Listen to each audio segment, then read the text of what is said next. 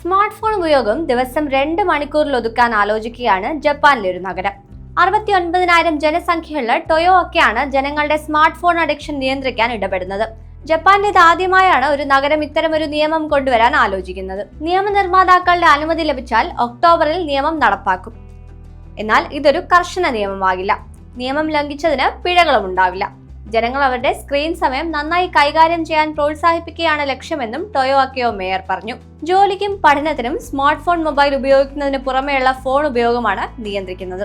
Smart ഫോണുകൾ ദൈനംദിന ജീവിതത്തിൽ ഉപയോഗപ്രദവും ഒഴിച്ചുകൂടാനാവാത്തവയുമാണ്. നിലവിൽ കുട്ടികളുടെ സ്കൂൾ പഠനം മുടങ്ങുന്ന സാഹചര്യവുമുണ്ട്. ഫോണുകളിലും ടാബ്ലറ്റുകളിലും സ്ക്രോൾ ചെയ്യുന്നത് തുടരാൻ വേണ്ടി മുതിർന്നവർ ഉറക്കമോ കുടുംബത്തോടൊപ്പം ചെലവഴിക്കേണ്ട സമയമോ മാറ്റിവെക്കുന്നുവെന്നും കണ്ടെത്തിയിരിക്കുന്നു.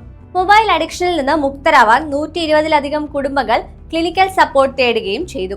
ഈ സാഹചര്യത്തിലാണ് പുതിയ തീരുമാനം. പ്രൈമറി സ്കൂൾ വിദ്യാർത്ഥികൾ രാത്രി 9ഓടെ മൊബൈൽ ഉപയോഗിക്കുന്നത് നിർത്തണമെന്നും മുതിർന്ന വിദ്യാർത്ഥികളും മുതിർന്നവരും രാത്രി 10ഓടെ ഉപകരണങ്ങൾ ഉപയോഗിക്കുന്നത് നിർത്തണമെന്നും നിർദ്ദേശത്തിലുണ്ട്.